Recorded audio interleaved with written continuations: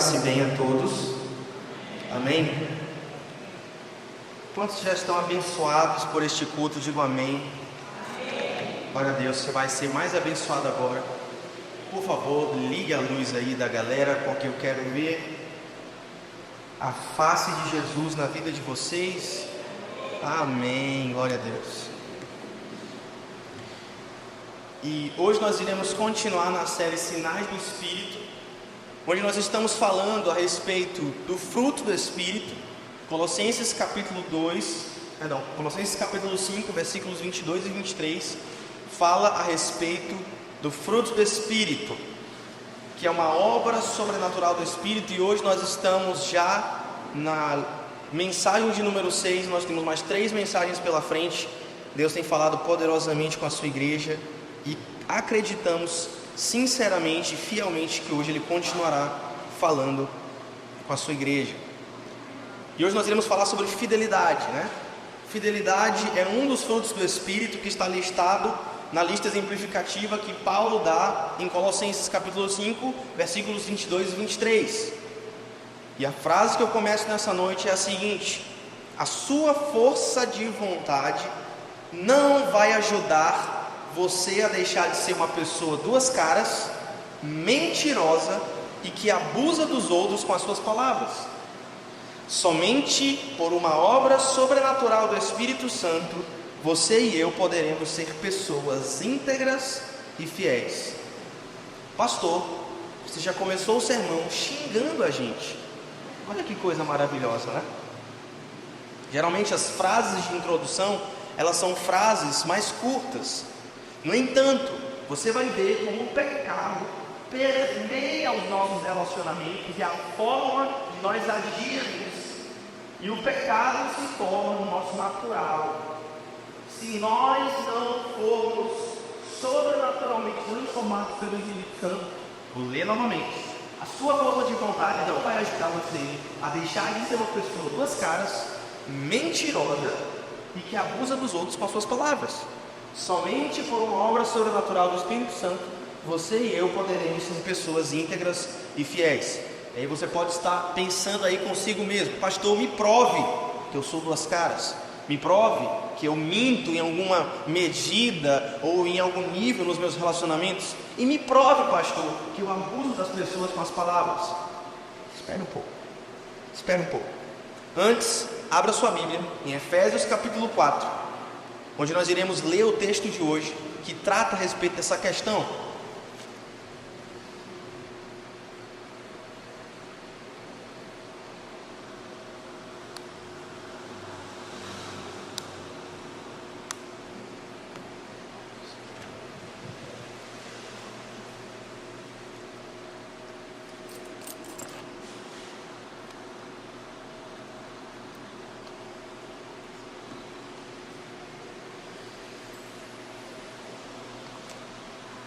Efésios capítulo 4,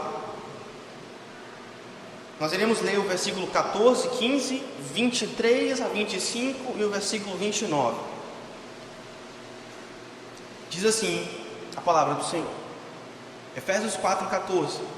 Então não seremos mais imaturos como crianças, nem levados de um lado para o outro, empurrados por qualquer vento de novos ensinamentos ou ventos de doutrina.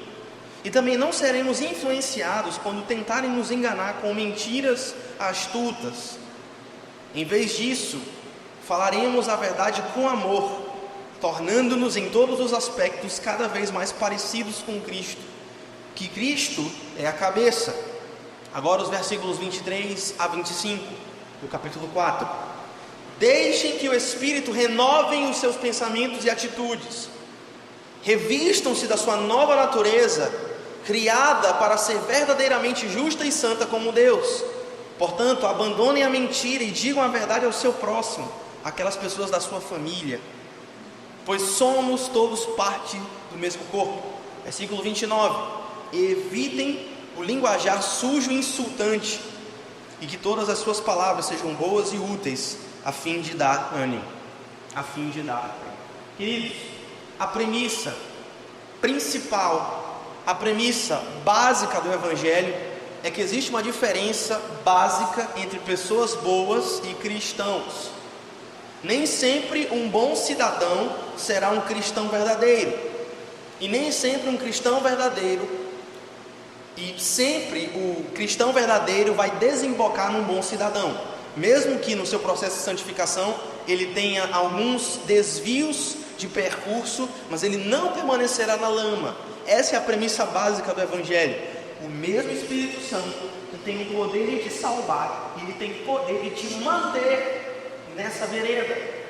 E é exatamente por isso que quando nós somos salvos, nós, segundo a visão de salvação que nós acreditamos aqui na igreja, nós não podemos perder a nossa salvação, porque se a nossa salvação dependesse de nós a perderíamos.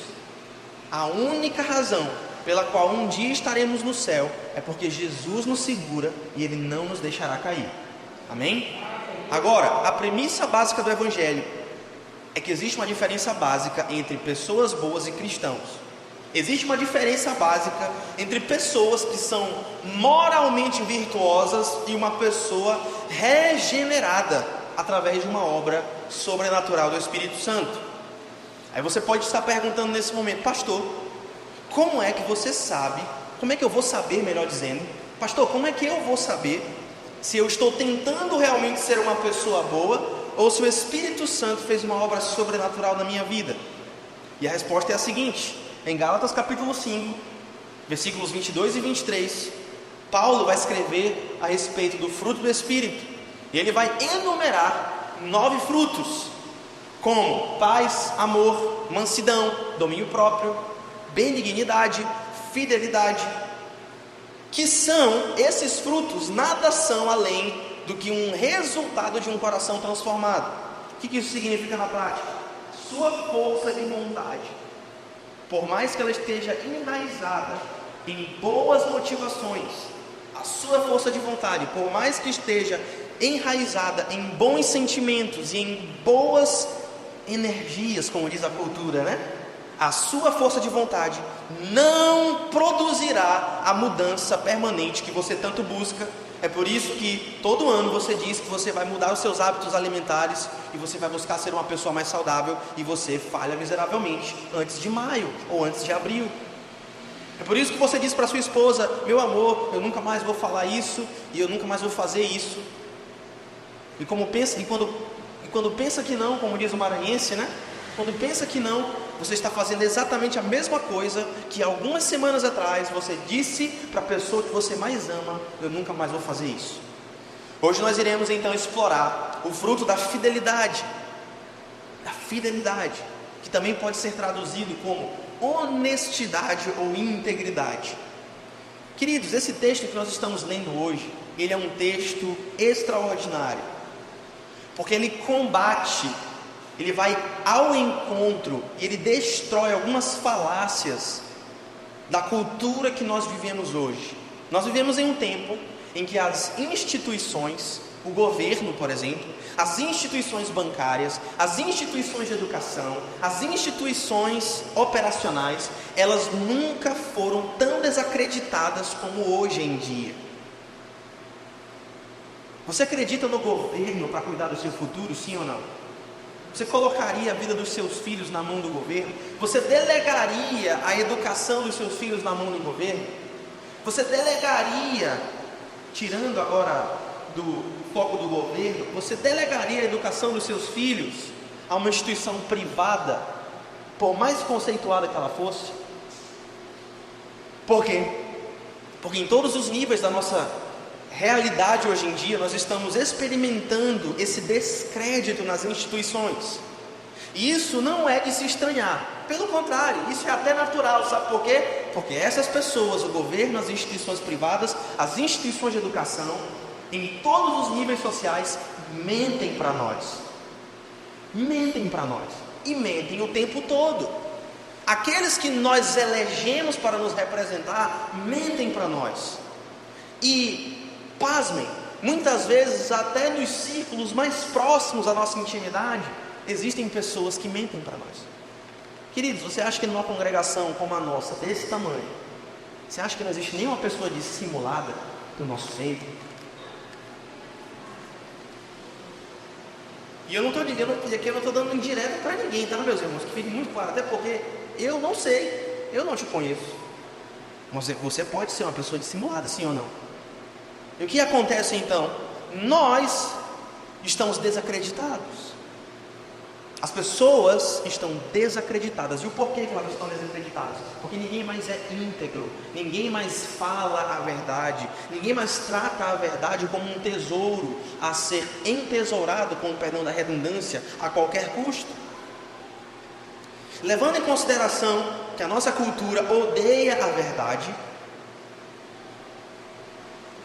nós devemos entender que onde não há verdade não há honestidade, onde não há honestidade não há integridade, e um abismo puxa o outro abismo. O texto que nós acabamos de ler agora, Efésios capítulo 4, vai nos mostrar que existem basicamente dois desafios relacionados a essa questão de integridade, honestidade e falar a verdade. Falar a verdade.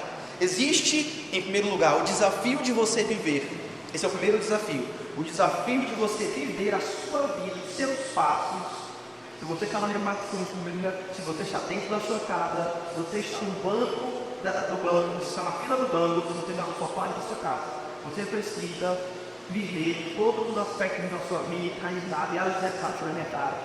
Esse é o primeiro desafio, viver a sua vida enraizada na verdade, em todos os aspectos do seu relacionamento, do seu relacionamento, em todos os aspectos do seu trabalho, que você precisa ter uma vida enraizada na verdade. Esse é o primeiro desafio. E o segundo desafio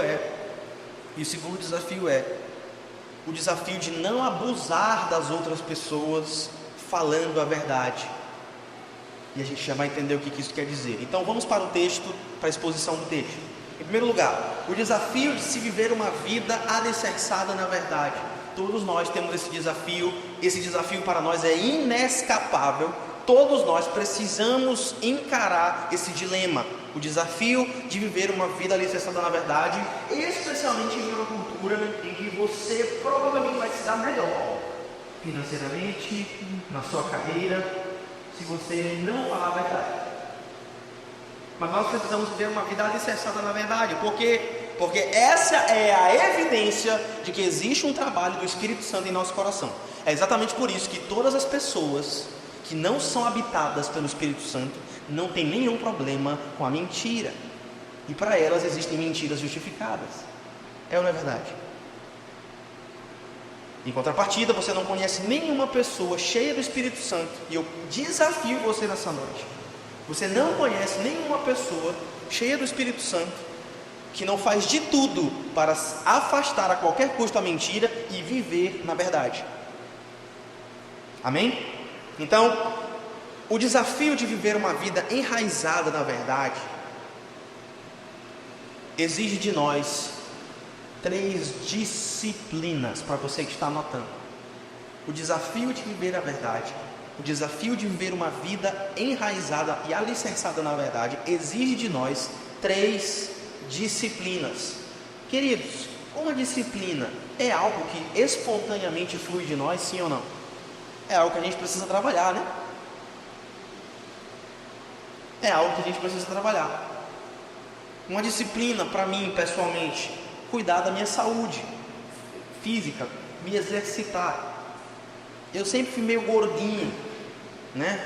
Então eu sempre preciso me disciplinar para que eu não fique com sobrepeso. Eu passo 6 meses do ano com sobrepeso e 6 meses do ano no meu peso ideal. E aí, o que acontece? Eu fico mentindo para mim mesmo. Não, o que importa é orar, né? É isso que a gente fala? Orar não é uma coisa importante? Então, nós precisamos enfrentar essa disciplina. Nós precisamos abraçar essa disciplina. O desafio de viver uma vida alicerçada na verdade, ele vai passar por 3 disciplinas. E a primeira delas é não enganar as pessoas. Não enganar as pessoas. Diga para a pessoa que está do seu lado: não engane as pessoas.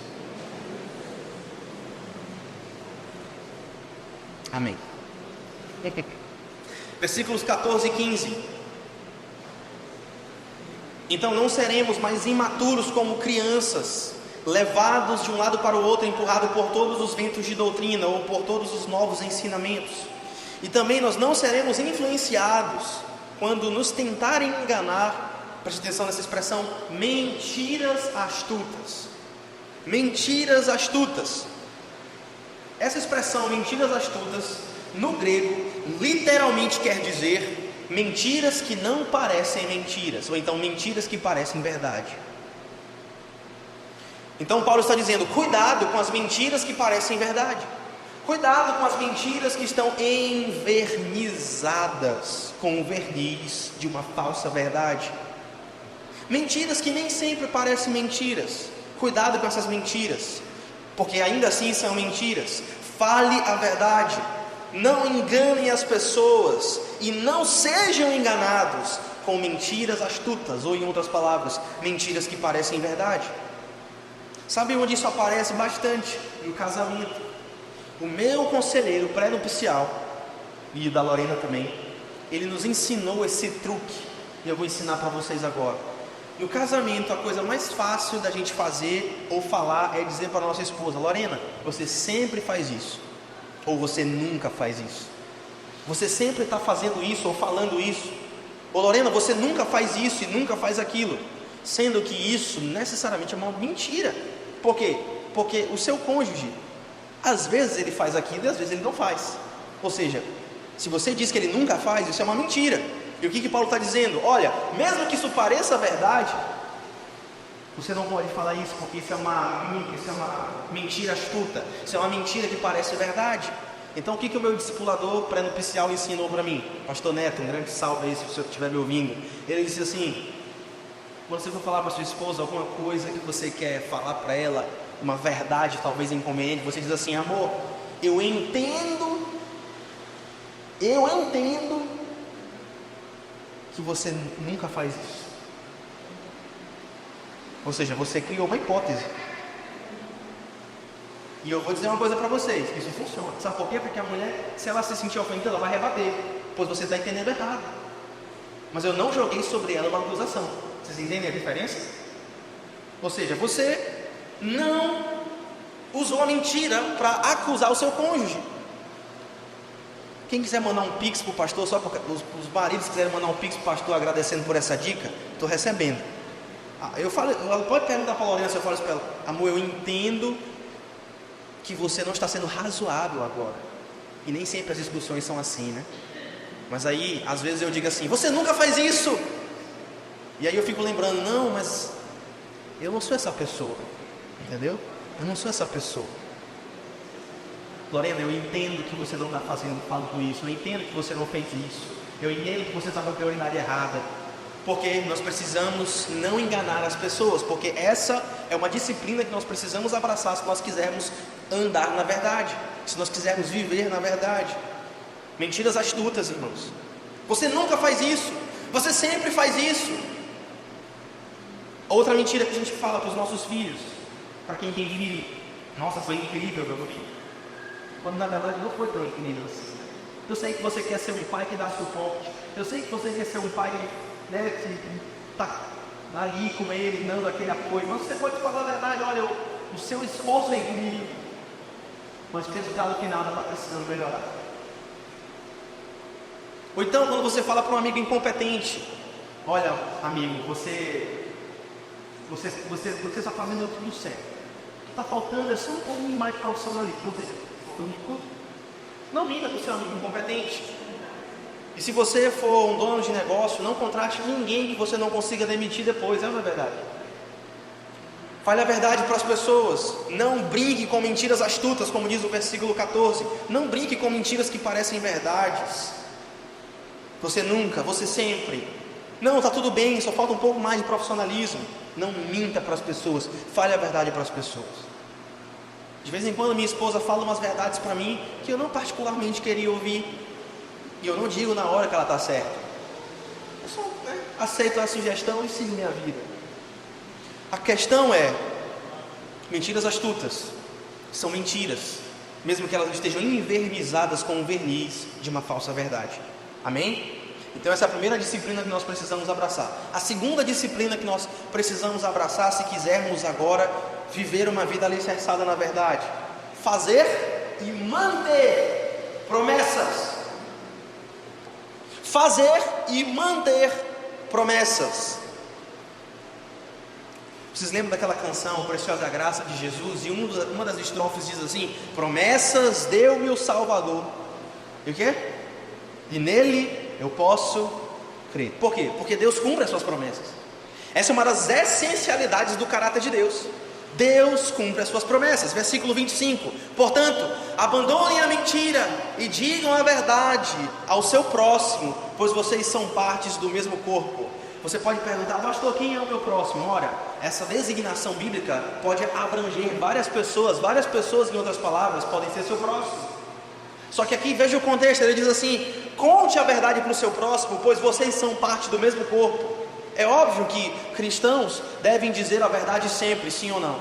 Cristãos devem dizer a verdade sempre, mas no versículo 25 ele vai dizer assim: olha, nós estamos aqui falando de pessoas do mesmo corpo, ou seja, membros do mesmo corpo, cristão para cristão, ou cristão para cristã, ou cristã para cristão, crentes em Jesus, que estão aliançados no mesmo corpo, membros do mesmo corpo. A ideia é mais ou menos a seguinte: a minha mão é aliançada com o meu antebraço, o meu antebraço é aliançado com o meu braço, o meu braço é aliançado com o meu ombro, o meu ombro é aliançado com o meu tronco. Se nós somos aliançados, nós precisamos manter as promessas que nós fazemos. Uma aliança, queridos irmãos, é um compromisso, nada além do que um pacto. E nós estamos resgatando, especialmente aqui na igreja, a ideia de pacto. Nós precisamos ser crentes pactuais, porque Deus criou o mundo em uma moldura pactual. As coisas no mundo que Deus criou funcionam pactualmente. Vocês sabem disso. É por isso que quando nós estamos numa sociedade, só um exemplo que eu quero dar para você. Quando nós estamos numa sociedade em que os corruptos governam, pelo fato de eles serem donos de representantes diante de Deus, toda a nação sofre. Inclusive justo e sofrem dentro da mesma cena, porque esse é o mundo que Deus criou. E nós vivemos uma sociedade atonizada. Eu perguntei para o público, diz esse grupo, perguntei para a estética, o que você chama? E ela não é atonizada. Ela respondeu, boa resposta. O mundo que Deus criou, ele não é um mundo onde seres humanos são guias. E que eu posso fazer isso que eu quiser, porque eu sou pessoa rivalista e eu dava do que final todo, o que importa é ser feliz. O mundo que Deus criou não anda. Nosso Deus é pelo estádio. O nosso Deus é que guarda o seu estádio e zela por eles. Na igreja, a igreja que ele instituiu, a igreja que ele criou, os membros do povo dele, que somos nós, devemos agora. Uma aliança é um compromisso. É um compromisso solene, em que uma ou mais partes fazem um trato em que há direitos e deveres, e que geralmente envolve-se um sacrifício. Aí, em outras palavras, a nossa cultura é uma cultura, como eu acabei de falar, que preza por uma liberdade individual utópica. E se você quer ter uma liberdade individual utópica, você não pode casar. Se você quer ter uma liberdade individual utópica, você não pode construir família. Se você quer ter uma liberdade individual utópica, você não pode nem ter amizades sinceras que sejam. Porque em todo relacionamento, em todo nível de relacionamento que nós nos envolvemos, nós estamos cedendo sempre alguma coisa. E quando nós cedemos alguma coisa, isso não tem nada a ver com a nossa individualidade. A crença de que eu posso fazer o que eu quero prevalece na nossa sociedade e na nossa cultura. Pois o que importa é ser feliz. É ser feliz. Essa mentalidade entra na igreja, gente, sim ou não? Isso respinga na igreja, sim ou não? Inclusive, uma vez eu estava conversando com o pessoal do conselho, a gente estava falando assim, por que existem pessoas? Eu lembro que meu pai, tinha gente que chegava para ele e dizia assim, pastor, eu quero que o senhor case a gente. Né? Qual é o compromisso que você tem com a igreja? Por que eu tenho uma obrigação de te casar, se tu não tem uma obrigação com a igreja de Jesus e com o corpo de Jesus? Vocês percebem como essa mentalidade permeou todas as esferas da nossa vida? Ou então, aquele tipo de casamento que é um casamento sem convidados, porque é um casamento consensual. Vocês conhecem esse tipo de gente que casa só eles dois na praia? Não, é o nosso mundinho e a nossa vida. Cadê a família? Cadê a igreja? Cadê as pessoas que fazem parte da tua vida? Você está assinando a receita para a sua infidelidade. Quando você tiver uma crise conjugal, para quem que você vai ligar? Você pode ligar para mim, esse é o meu trabalho. Ah, você não me convidou para o seu casamento, não é mesmo? Mas eu vou lá te ajudar mesmo assim.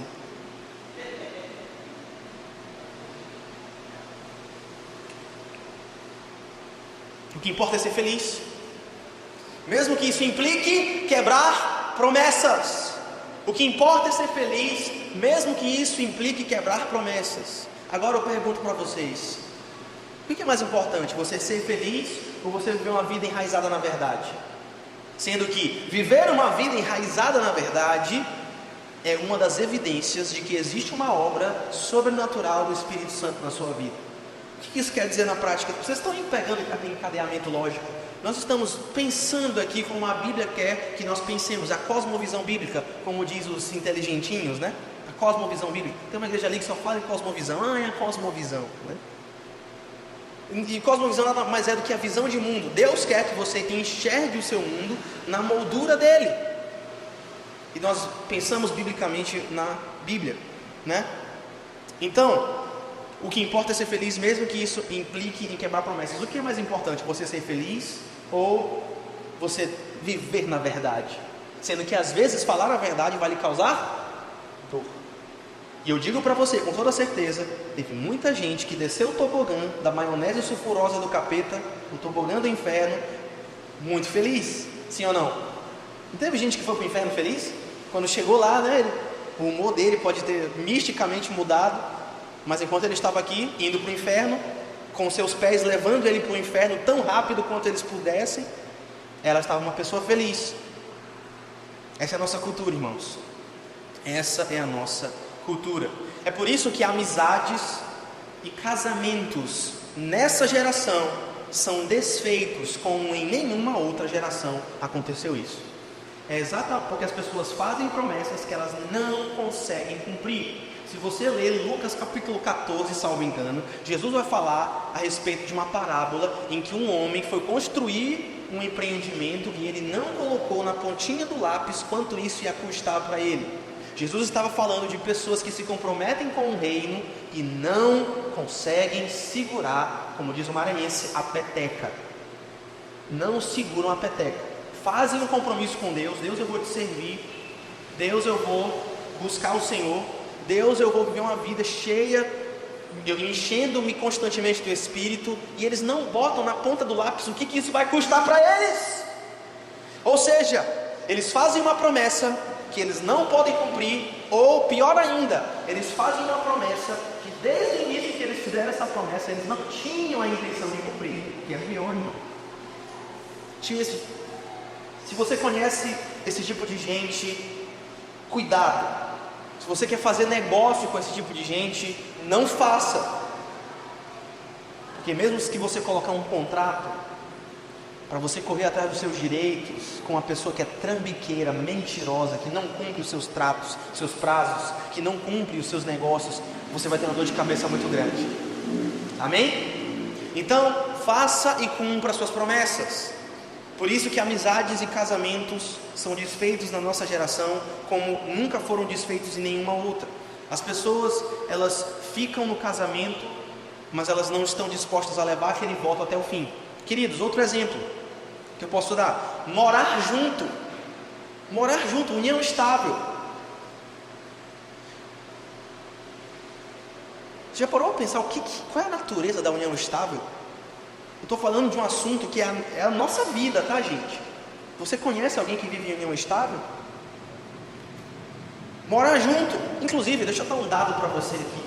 Existem dados do PubMed, você pode colocar lá depois no Google, está em inglês, também você bota lá no Google, você sabe o que é. Existem diversas pesquisas científicas, diversos artigos científicos que produzem dados antecipadamente, e morar junto antes dos casamentos diminui uma porcentagem de 30% a 40%, a 30% até 50% a probabilidade de um ser humano se salvar.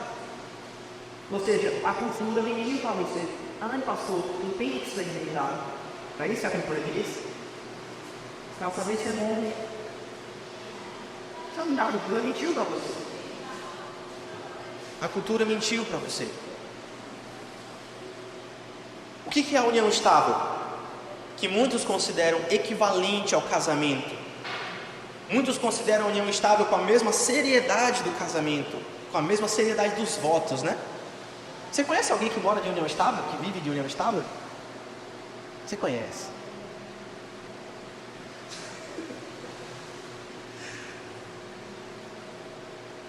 Isso é mentira. A união estável não é a mesma coisa do casamento. Não é a mesma seriedade que um casamento. É simplesmente mentira. No entanto, essa ideia é enganosa. A união estável, quando você está em união estável, é possível você simplesmente ir embora a qualquer momento. Você simplesmente vai embora a qualquer momento. O que de acho é uma união estável? Para mim, união estável é um casamento. Sim ou não? No caso, o casamento em que você, olha, Lorena, o pau pode quebrar, tudo pode dar muito errado com as circunstâncias externas, mas eu vou ficar casado com você, não importa o que aconteça. E quem é o testemunho dessa união? Deus é o testemunho dessa união. Não é um pedaço de pau, não é o juiz, é Deus. Aleluia. Então, quando você está em união estável, e aqui é só um exemplo, tá, irmãos?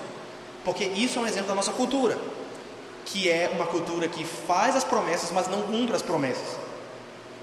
Eu posso simplesmente ir embora na hora que eu quero. O próprio termo união estável é contraditório, porque não existe estabilidade. Porque a união estável, ela só dura até que os sentimentos por outra pessoa se esgotem. No momento em que eu não tiver mais sentimentos por aquela pessoa, eu posso buscar outra união estável. Que demônio é esse? Vocês conseguem me explicar que... Gente, o pecado... Vocês botaram lá no grupo, né? Ou no Instagram hoje. O que o pecado deixa a gente, irmãos? Burro, né? O pecado deixa a gente burro. Aleija a nossa faculdade lógica. A gente não consegue pensar logicamente. O próprio termo união estável é contraditório, porque ele dura somente até os sentimentos por outra pessoa esgotarem. Quando o sentimento por pela outra pessoa esgotar, eu vou embora. Por quê? Porque o que importa é ser feliz. Assinado Satanás, né? Agora, outro exemplo de fazer promessas e não querer cumprir: participar da vida da igreja sem ser membro da igreja. Quando é que membresia deixou de ser uma coisa importante para o Senhor da igreja? Você consegue me explicar isso? Aqui na nossa igreja, vocês, quem conhece sabe, a gente leva a membresia muito a sério. Por quê? Porque a pessoa que vive a vida ativa da igreja, não se torna membro, na prática ela está dizendo assim: olha, Jesus, eu gosto muito da tua cabeça, eu acho que teu rosto em mim, eu não gosto muito. Agora, está escrevendo vezes para a tua mulher, para alguém que vai alguém, ou para pessoas que telefone pode celular e querem faltar. Ah, Jesus, eu amo a tua cabeça, mas eu não gosto muito do teu corpo. É basicamente isso que está se dizendo. Agora, então, existem essas três disciplinas. A primeira disciplina é fala, não minta para as pessoas, não engane as pessoas. A segunda disciplina é faça as promessas e cumpra as promessas. E jovens, se case. E se alguém aqui vai viver em união estável, se case. Se case. Aqui na nossa igreja, que eu estou lembrando de cabeça, já houveram dois casais que entraram, chegaram na igreja, passaram a ter união estável e depois se casaram. Por quê? Porque nós enfatizamos a importância de você que comprometer-se diante de Deus, comprometer-se de forma solene. Jovens aí, não sei se tem alguém que professa a minha fé evangélica, mas se você é de outra religião e o brother está dizendo lá, não, bora na união estável, né? Foge desse brother. Casa, faz o voto. Olha, eu vou estar aqui, não vou te deixar, não vou abandonar você. Não é isso que Jesus fala pra gente? Jesus vai nos abandonar, irmãos? Sim? Sim ou não? Não, né? Pois é. E ele diz que o nosso casamento e os nossos relacionamentos devem emular o seu relacionamento com a igreja. Jesus nunca vai se divorciar da sua igreja. Nunca. Ele pode se separar, né? Como Deus no Antigo Testamento fazia. Não, vamos para o exílio aí, 70 anos. E depois de 70 anos, o que o profeta Oséias dizia? A minha alma ama esse povo. Volta para mim. É isso. É isso. A gente, né, tem as nossas diferenças, mas nós fazemos e cumprimos as nossas promessas. E por último, a última disciplina para que nós vivamos a nossa vida enraizada na verdade é não ter duas caras. Você conhece alguém que tem duas caras? Tinha um pagode, para quem não sabe, eu sou pagodeiro, forrozeiro, né? Tinha um pagode que era da banda, tinha uma banda em São Luís, um pagode gospel, que era toda a bênção. Quem é lá de 2003 vai lembrar. E aí tinha um pagode deles que era assim: olha o crente Raimundo, olha o crente Raimundo, um pezinho lá na igreja e o coração. Muito, muito bom esse pagode, eu amo pagode. Então, o que acontece? Você conhece alguém duas caras? Versículo 25: portanto, abandonem a mentira e digam a verdade ao seu próximo, pois vocês são membros do mesmo corpo. Essa palavra mentira, ela foi traduzida para mentira, mas a palavra grega é a palavra pseudo ou pseudo. É a mesma coisa, pseudo ou pseudo. Quando a gente fala, ele é um... O pseudo é uma coisa, é um prefixo de falsidade, né? Que afirma a falsidade de alguma coisa. Então, fulano é pseudo-intelectual, ele é um intelectual falso. Essa palavra mentira do versículo 25 é a palavra pseudo ou pseudo, é a mesma palavra. Ou seja, essa palavra quer dizer fragmentado. Fragmentado, uma coisa pseudo, é uma coisa fragmentada, que na verdade está apontando para a natureza da palavra integridade, está se relacionando com a natureza da palavra integridade. O que é uma coisa íntegra, irmãos? O que é uma coisa íntegra? O que é uma coisa integral, um leite integral? Em tese, né? Porque no Brasil é proibido você comer comida de verdade. Por exemplo, no Brasil você não pode comer leite cru, tomar leite cru, né? Uma coisa integral, em tese, significa que é uma coisa que não foi processada, ela é uma coisa inteira. Do jeito que ela saiu da fonte, ela permanece. Em tese.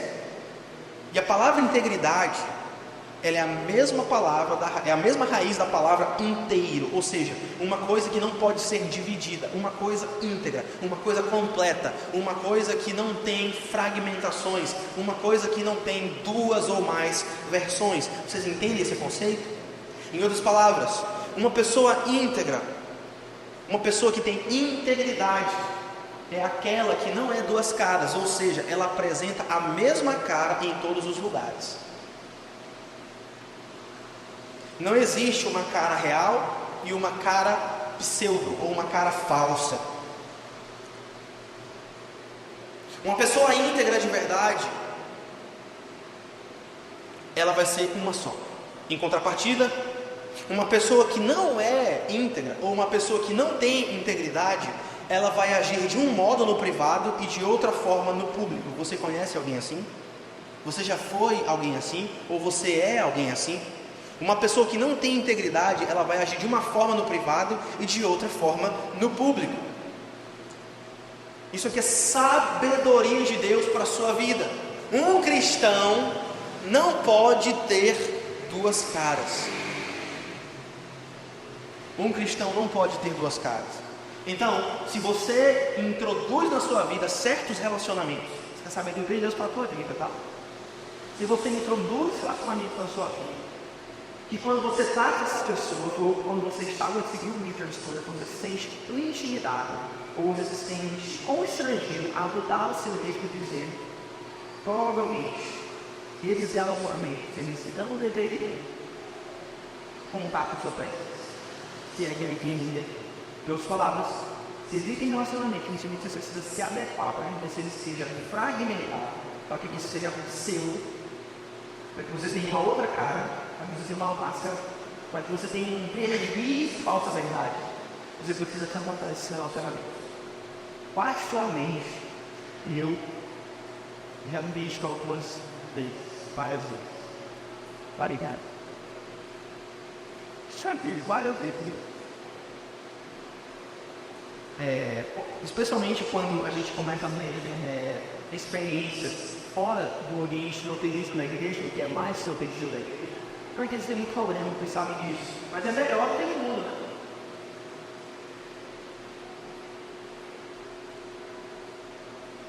É que nem aquele pessoal que diz, mas é porque tem muita igreja que no mundo é melhor. Como eu falei, o pecado deixa as pessoas. Pois é. Então o que acontece? O que acontece aqui? Deixe certos relacionamentos irem embora. Ou então afaste-se intencionalmente certos relacionamentos. Especialmente quando a gente começa a viver fora do ambiente da igreja, no ambiente seguro da igreja, a gente começa a ter interações com pessoas que não professam a mesma fé da gente. A lei dessas pessoas é a lei de Moisés, enquanto que a lei do cristão é a lei do Espírito. Ou seja, nós estamos sendo regidos por dois sistemas diferentes, não tem como dar certo. É por isso que você não pode casar com uma pessoa que não professa a mesma fé que você. Não é não? Você vai querer levar a criança para a escola bíblica, ou para o estudo bíblico, ou trazer ela para o culto, e a outra parte vai querer levar ela para outro lugar. Você quer criar a pessoa baseada num sistema de valores, e você vai estar sendo o tempo todo, enfrentando oposição. Não é isso que Jesus quer. O Evangelho tem um caminho melhor para nós. Queridos, no Sermão do Monte, Jesus ele vai falar a respeito dos juramentos. Ele vai dizer assim, olha, não jurem pelo céu, não jurem pela terra, que a palavra de vocês seja sim, sim e não, não. Ou seja, falem a verdade. Agora, por que Jesus deu esse ensinamento? Naquela época, meus irmãos, a coisa estava tão bagunçada lá em Jerusalém, especialmente, a Judéia estava bagunçada. Os padrões que Moisés havia estabelecido debaixo de revelação direta de Deus haviam sido totalmente relativizados, estava uma grande bagunça. Então, muitos sacerdotes, muitos anciãos do povo, eles tinham relativizado o mandamento do juramento. E eles diziam o seguinte, olha, você pode jurar pelo nome de Deus, desde que você esteja falando algo muito sério. Mas se o que você estiver falando não for tão sério, você não precisa guardar o seu juramento, e você não precisa cumprir o que você falou. Ou seja, jurar em nome de Deus era uma coisa muito séria, mas quando você queria fazer molecagem, você podia quebrar o seu juramento. Então, Jesus introduz um novo paradigma. Cristãos, pessoas que estão habitadas pelo Espírito Santo, não estão autorizadas a quebrar o juramento em nenhuma hipótese. Por isso, não jure pelo céu, não jure pela terra. Que a palavra de vocês seja sim, sim e não, não. Não existe esse negócio, quando for uma coisa muito séria, eu vou dizer assim, juro por Deus. Ou então, em nome de Jesus. Não, se você é crente, você não precisa disso. Amém? Amém. E não existe esse negócio assim, mas se não for uma promessa boa mesmo, eu não preciso guardar. Isso é mentira. É por isso que aquela música, do Leonardo, eu juro por mim mesmo, por Deus, por meus pais, vou te amar. Se fosse um crente escrevendo essa música, ele dizia assim, eu vou te amar. Eu voto, eu prometo que eu vou te amar. Ponto final. E Deus é testemunha disso. Acabou. Beleza? Show. Agora, deixa eu te perguntar uma coisa aqui. Se você soubesse hoje, a música é muito bonita, né? Podia ter uma letra melhor. Aqui na igreja a gente muda a letra das coisas mesmo, não tô nem aí. Mas não é que a gente vai cantar Leonardo dentro do culto, né, gente? Pelo amor de Deus.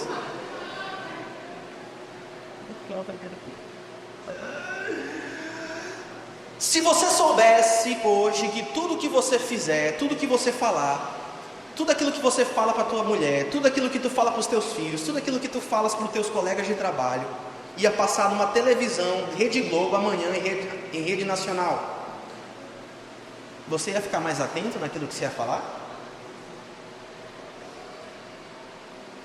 Se o Bonner,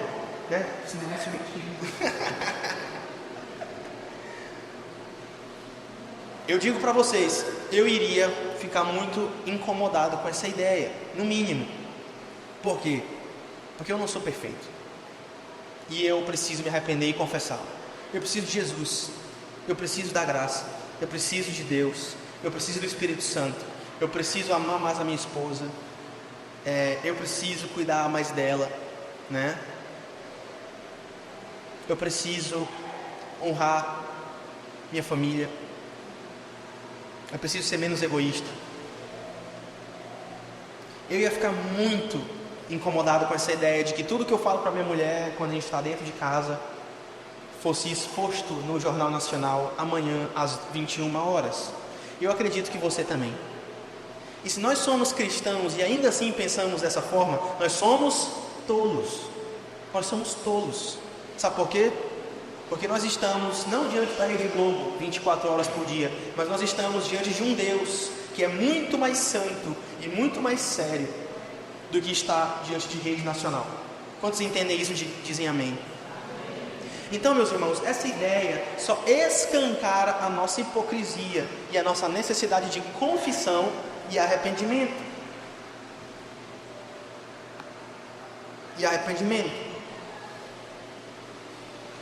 Agora, rapidamente, o segundo ponto da mensagem, eu prometo que vou ser bem rápido. A segunda parte da mensagem é: o primeiro desafio é a gente viver uma vida enraizada na verdade, amém? Pergunte para a pessoa que está do seu lado: a sua vida está enraizada na verdade?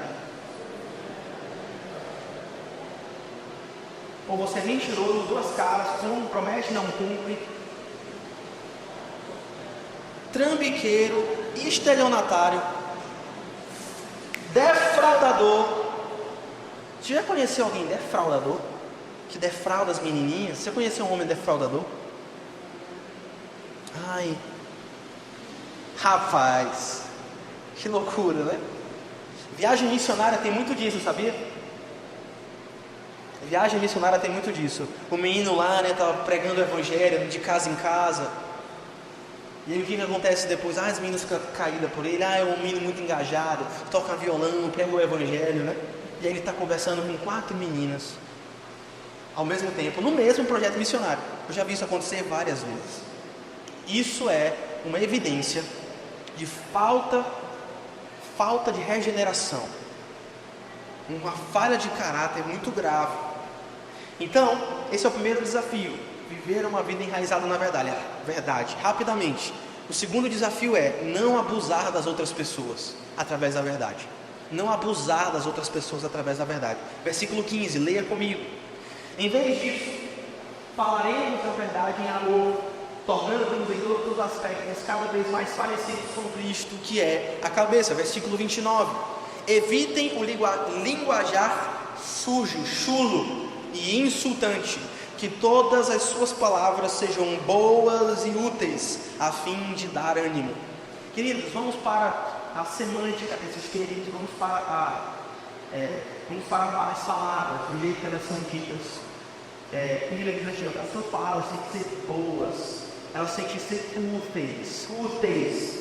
Querido, se o filtro da utilidade fosse aplicado nas nossas palavras, com certeza vai deixar a gente falar menos. A gente fala muita besteira e os rantulos. Eu preciso me arrepender. Se eu não falo muito, a minha esposa vai fazer isso, você tem. Não, amor, eu só quero ficar de boa aqui. Vocês têm ter uma oportunidade, né? Falando. Seu pai não vai fazer nada para mim. Não, é só inglês, sabe? A vida cristã não é o que você faz.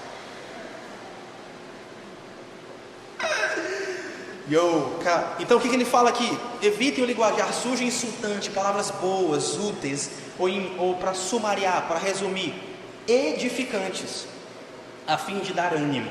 Queridos, a palavra sujo que nós lemos no versículo 29 é literalmente a palavra podre, apodrecido. Em outras palavras, o linguajar sujo é tudo aquilo que não edifica.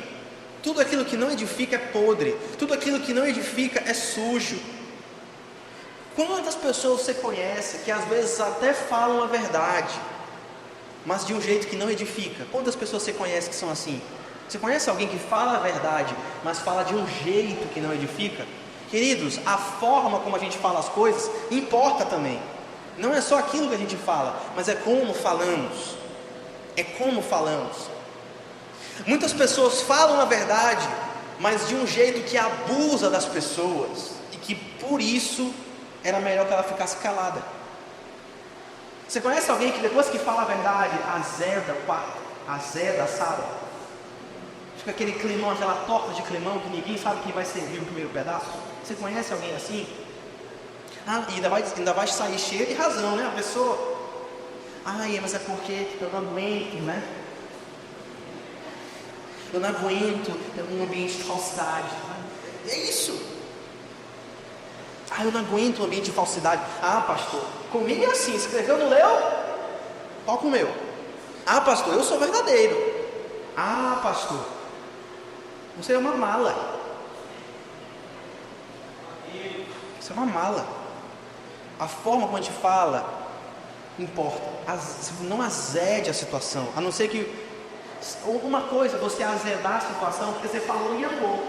E às vezes, se a gente fala em amor, também machuca. Porque a Bíblia fala em Provérbios capítulo 24 e feridas feitas com amor, ou seja, existem feridas não feitas com amor, mas essas feridas são reais, ou seja, tudo certo. Tudo certo. Agora, existem pessoas que exageram na forma. Sabedoria de Deus para a sua vida. Sabedoria de Deus para a sua vida. Sabedoria de Deus para a sua vida. Se for para falar a verdade sem amor, se for para falar a verdade de uma forma que não edifica, fique calado. Se você diz, e esse aqui é o nosso problema, se você diz que para você é fácil sempre cumprir as suas promessas, preste atenção nisso aqui, olha para mim, igreja. Se você diz que para você é fácil sempre cumprir as suas promessas, se você diz que para você é fácil sempre falar a verdade em amor, e se você diz que para você é fácil não ter duas caras, você simplesmente está mentindo. Ok? Vou repetir. Se você diz que você sempre consegue cumprir as suas promessas e que é fácil fazer isso, se você diz que é fácil falar a verdade em amor, e se você diz que é fácil não ter duas caras, você está mentindo. E aquele que diz que não tem pecado, o quê? Enganou a si mesmo e nele não está a verdade. Não é isso ou não? Não é isso ou não?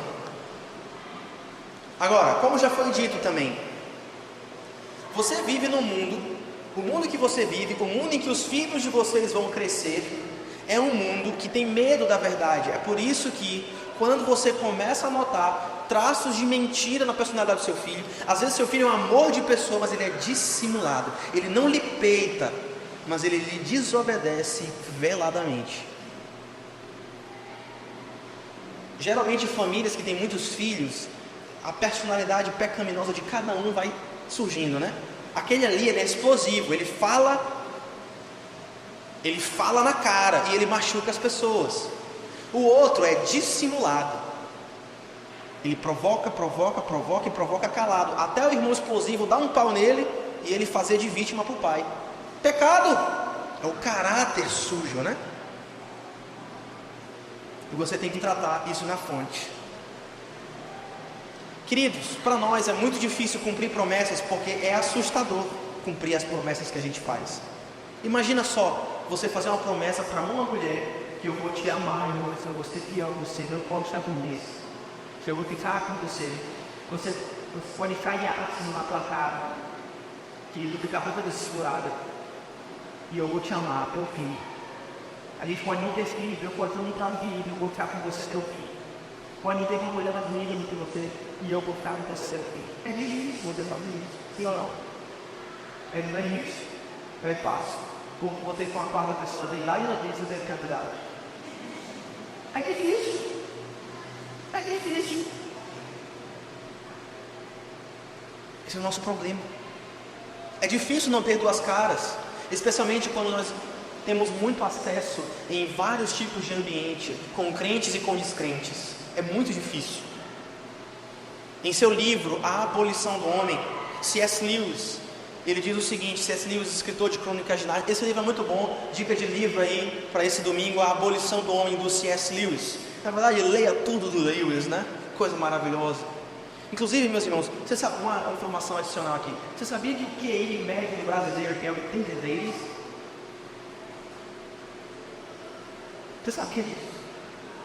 Por quê? Porque o brasileiro não lê e odeia estudar. O QI médio O QI médio do mundo puxa a gente um pouquinho para cima. E de pessoas que são consideradas inteligentes é a partir de 100. O do brasileiro médio é 83. Que loucura, não é mesmo? Então leia aí, para você não ficar nessa média, para você ficar acima da média, leia aí a Abolição do Homem. C.S. Lewis diz o seguinte: Grande Lewis, escreveu a segunda melhor obra, só atrás de Senhor dos Anéis, que é o melhor filme já produzido em todos os tempos. Quem discorda simplesmente está errado. C.S. Lewis, ele diz assim no seu livro A Abolição do Homem: continuamos a desejar intensamente qualidades que na prática estão nos tornando inatingíveis. Vou repetir: continuamos a desejar intensamente qualidades que na prática estão nos tornando inatingíveis. Quem entendeu essa frase? Amém. O que isso quer dizer na prática? O que isso quer dizer na prática? Queridos, nós não conseguimos cumprir promessas, nós não conseguimos falar a verdade com amor, e nós temos uma grande facilidade em abusar e humilhar das pessoas com as nossas palavras. Nós somos desse jeito ao mesmo tempo em que a gente reclama quando a gente encontra pessoas mentirosas, desonestas e presunçosas. Como é que a gente chama isso, gente? Hipocrisia. Nós somos hipócritas. A gente reclama da mentira ao mesmo tempo que a gente mente. Quando alguém mente para você, o que você chama essa pessoa? Quê? Mentirosa, né? Mas aí quando é você que mente, você é mentirosa também? Ou é, pastor, veja lá, né? Você não conhece pelo que eu passei, não é isso? Fala isso pro pastor. Pastor, você não sabe pelo que eu passei. Quando a pessoa mente para você, ela é mentirosa, mas quando é você que mente, pastor, veja lá. Não é isso? Somos hipócritas. Agora, queridos, como é que Jesus resolve o nosso problema? Como é que Jesus resolve o nosso problema? Já estou terminando. Como é que Jesus resolve o nosso problema? Em João, preste atenção em mim, já estou terminando, em nome de Jesus. No capítulo 18 de João, antes de Jesus morrer, ele é julgado 2 vezes. A primeira vez diante do sumo sacerdote, dos sumos sacerdotes Anás e Caifás, e a segunda vez ele é julgado diante de Pilatos. Quando Jesus é julgado diante do sumo sacerdote, ele afirma: eu sou a verdade. E as pessoas cospem na cara de Jesus e espancam a face dele. Espancam Jesus e cospem na cara dele. Jesus vai para diante de Pilatos, ele diz assim: eu sou a verdade, Pilatos. E Pilatos pergunta: o que é a verdade? E Jesus dá um testemunho diante de Pilatos e diz assim: eu sou a verdade, Pilatos. E diante de Pilatos, Jesus é condenado à morte. Jesus não tinha, em outras palavras, 2 faces. Jesus não tinha pseudo. Jesus, ele era a mesma coisa que ele era diante de Anás e Caifás, Jesus também era diante de Pilatos. E é assim que você precisa ser, mesmo diante de dificuldades e traições e armações e situações que vão trazer desconforto para você. Quantos crentes pegaram aqui essa verdade bíblica e vão aplicar na sua vida em nome de Jesus? Eu já fui demitido porque na época que eu advogava, eu me neguei estagiava ainda, na verdade, me neguei a fraudar uma procuração, um subestabelecimento. O advogado disse assim: olha aqui a minha OAB, a gente é parecido, só mostra assim, e ele vai pensar que nós somos a mesma coisa. Que demônio é esse? Vocês conseguem explicar isso para mim? Pois é, Jesus não tinha 2 faces. Jesus, ele era íntegro, Jesus era um só. Então surge a pergunta: Jesus morreu pela verdade ou Jesus morreu pelo amor, meus irmãos? Vocês conseguem diferenciar essa pergunta que eu fiz para vocês? Jesus morreu na cruz do Calvário pelo amor ou Jesus morreu na cruz do Calvário pela verdade? Ele morreu pela verdade da lei de Deus, e a lei de Deus é a verdade, e diz que todos nós pecamos, destituídos estamos da graça, precisamos pagar porque ofendemos um Deus 3 vezes santo. Ou ele morreu pelo amor, para que nós, o objeto do seu amor, tivéssemos um relacionamento com ele e pudéssemos gozar da sua presença e pudéssemos provar da doçura de um relacionamento com ele, com a sua graça? Me responda. E a resposta é: Jesus morreu pelos 2, tanto pela verdade como pelo amor. Quando Jesus morre, ele satisfaz a verdade de Deus, que diz que Deus é justo, santo e precisa que o pecado seja julgado. Ou seja, Jesus morreu pela verdade. Ao mesmo tempo, Jesus, quando morre, satisfaz o amor de Deus, pois pela sua morte, todos nós podemos agora ser aceitos. Quantos são aceitos nessa noite? Digam amém. Amém.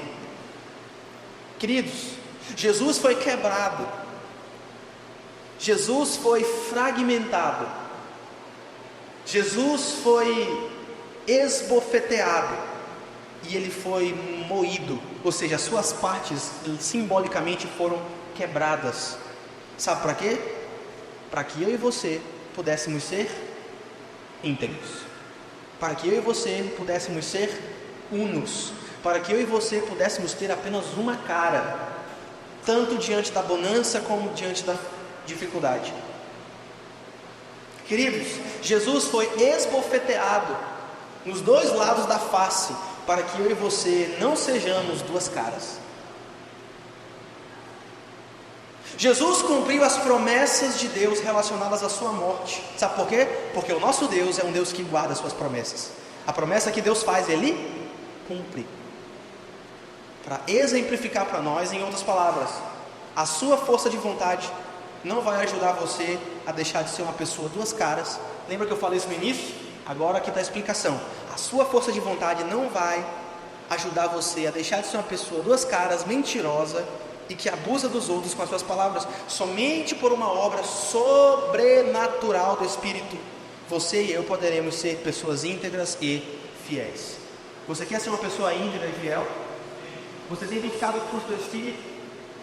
Você tem buscado viver pelo Espírito e não satisfazer a concupiscência. Despojai-vos do velho homem, principalmente se morto como pequeno brilhão. Despojai-vos, ou seja, tire a vontade do velho homem. Tire a vontade do velho homem. Para os sapudinhos ali da rua 3, desse brilhão, tem um monte de tipo, eu não peguei agora, ó, vocês estão lá, que teve eles são perseguidos, as coisas. Esse grupo pequeno é assim. Eles não têm a oportunidade, eles não têm a força para fazer a vontade de Deus. Eles estão imostos. O que o mundo faz, gente? Fecha. Agora nós estamos arrancados dele e falando nosso sonho. Aleluia. Aleluia. Despojai do velho homem, que se tornou no seja da sua noite ligando, e renovai os olhos do vosso entendimento, e vos revistais de homem, ligado segundo Deus, em justiça e retidão, por ser de salvação. Ou seja, a verdade, a sua integridade é feita sua terra. Se você é totalmente mentiroso, você não é sempre, eu não posso enviar, eu não posso. Milagre, isso aí vai para caminho com você. O pai, agora você está caramba, né? Depende disso. Os revistais do novo homem, criado segundo Deus em justiça e retidão, procedentes da verdade. Como é que você vai viver pela fé em Cristo agora? Para refletir e praticar. Para refletir e praticar. Queridos, a verdade sem amor não é verdade. A verdade sem amor não é verdade. Se você tiver que falar a verdade sem amor, fique o quê? Calado, né? Porque apenas quando você recebe a graça de Jesus é que você pode abrir a sua boquinha para falar com graça. Se você não recebe graça, quem não recebe graça pode entregar algo que não tem? Sim ou não? Não, né? Só quando você recebe a graça que você pode estender graça. Só quando você experimenta a doçura da graça de Jesus e a forma como Ele fala, nos convencendo docemente, é que nós podemos falar a verdade graciosamente de uma forma que edifica e não destrói. Segundo, a verdadeira integridade está somente no poder de Jesus. Isso aqui parece clichê, mas perceba o que eu quero falar quando eu digo isso. Em Gênesis capítulo 3, o que Deus fala para Adão e Eva? Gênesis capítulo 3, vamos lá. Pessoal aí da escola bíblica, pessoal aí que conhece a Bíblia. Deus, em Gênesis capítulo 3, Deus faz uma promessa. Quem lembra? Olha, ao longo de toda a história da humanidade, a semente da serpente vai estar em guerra com a semente da mulher. Queridos, todos os problemas que nós temos hoje, eles são resultado dessas brigas, desde Gênesis capítulo 3. A semente da serpente está em guerra com a semente da mulher. Mas a semente da mulher esmagará a cabeça da serpente. Isso é uma promessa. Gênesis capítulo 3. O nosso Deus é um Deus de promessas. O nosso Deus é um Deus que guarda suas alianças. Louvado seja o seu santo nome. E Deus então faz uma promessa em Gênesis capítulo 3. Eu vou salvar. Vocês acabaram com tudo. Vocês foram desobedientes. Vocês quebraram a minha aliança. Vocês desobedeceram a minha ordem. Vocês zombaram do sangue da graça. Mas eu vou salvar. Essa é a promessa em Gênesis capítulo 3. Passando 12 capítulos para frente, em Gênesis capítulo 15, Abraão está dormindo e Deus aparece para Abraão numa visão poderosa. E Deus faz uma promessa para Abraão, e ele passa pelo meio de um animal esfacelado para tomar o seu voto. Ele diz assim: olha, Abraão, eu fiz essa promessa e eu vou cumpri-la. Eu vou salvar, e a tua descendência será como a areia do mar, e por meio da tua família todas as famílias da terra serão abençoadas. Essa é uma promessa. Isso é uma promessa. Alguns séculos passam para frente e Jesus aparece. Jesus aparece, e mesmo diante de todas as oposições, inclusive do próprio Satanás, tentando pessoalmente, Jesus ele diz assim: olha, eu fiz uma promessa, e pode aparecer o diabo que aparecer, eu vou cumprir a minha promessa, e eu vou até o fim. Perceba a integridade de Jesus.